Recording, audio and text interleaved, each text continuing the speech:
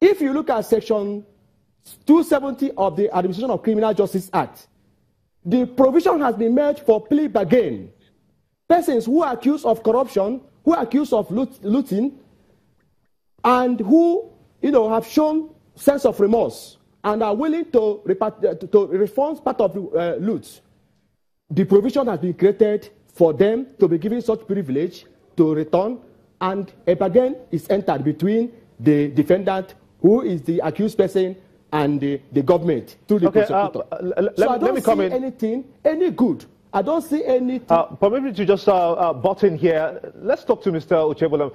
Looking at this anti-corruption war of the government, how far can it go beyond what it has been able to achieve through the anti-graft agency? As you know, there are reports out there that looted funds actually lie in their several billions.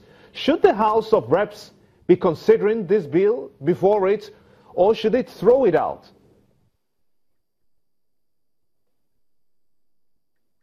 I think we need to be very practical here.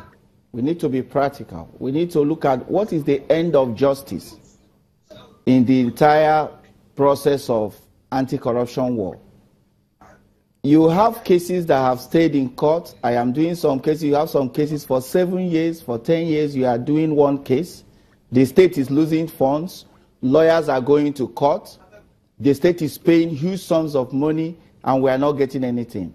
And most times, some of these criminals walk away without the state benefiting after huge expenses. I am not going to condemn this law outrightly, because I tried to find out a little about it, and they said the law is going to apply to those whose cases are not in court. Now, the system already provides for this bill, because the Administration of Criminal Justice Act is already talking about plea bargain. What are we saying? If you are telling the man to return his loot and sin no more, are you already talking about plea bargain? So basically, by the Administration of Criminal Justice Act, you have already started making provision for this bill of this nature. The only difference now is the level of punishment that should be applicable to that fellow. Nigeria has been looted dry from the existence of this nation. When we are talking about loot, there are so many you cannot find out. And now we keep going to borrow money, look for where to borrow funds, put burden on unborn generation of people, because we are not applying wisdom in this anti-corruption issue. A lot of our funds are in the United States. A lot of our funds are in UK. A lot of our funds are in South Africa. They are using these monies to develop their nations. Now, the fear of people is that if you bring this money here, you go around Abuja, you see houses seized by EFCC. A lot of them are abandoned. Nothing is happening. You go everywhere, you see cars, they are dumped there. The EFCC chairman came before the National Assembly. They asked him, how much have you recovered? He couldn't say. He wasn't sure of the facts and the figures. Now, it shows that the so-called anti-corruption war is not purposeful. So we have to devise a means as a nation. Instead of condemning this bill totally and throwing it away, I think we should look at it.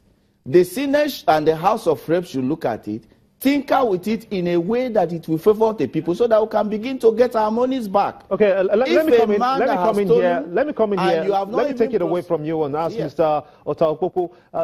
This amnesty bill, first and foremost, seeks to foreclose these investigations of high-profile corruption cases, being one of its cardinal points.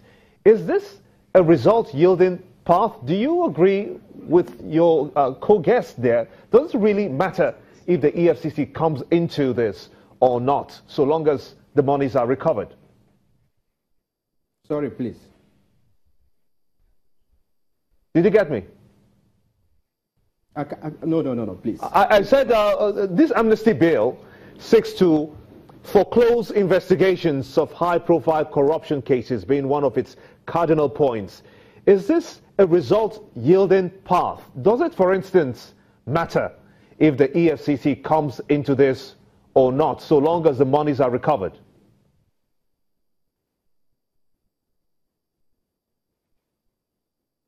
I didn't get the last part of your question, but I think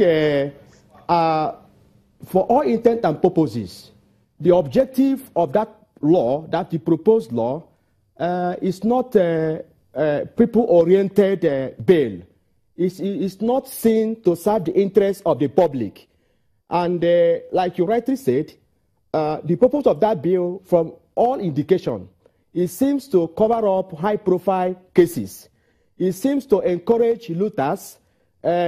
Someone could actually loot money and with anticipation that I will be asked to refund some parts. The man have looted 20 billion naira, and 2 months coming, he's arrested, and he's you ask him to return 100 million naira, and he has to do that. So I think EFCC too should see this thing as an attack to the drive to the anti-corruption war. They should not support it in any way, because that will go against, that will be antithesis, that will go contrary to the whole campaign against corruption in Nigeria. So to my view, there is nothing good about that law.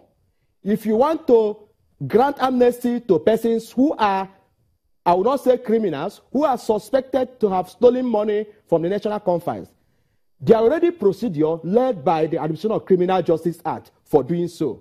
You do not need to go and promulgate and pass a new bill for purposes of only specially protecting big wing individuals from the eyes of the law. My apologies. Permit me to butt in here. We will really have to go on a very quick break, but when we return after this break, we're going to focus on yet another interesting political debate that we're looking at. Is Magu or nothing? And that's coming from the executive. What makes him invincible? Plus, is it possible to recall a representative in line with the Constitution? Join us again.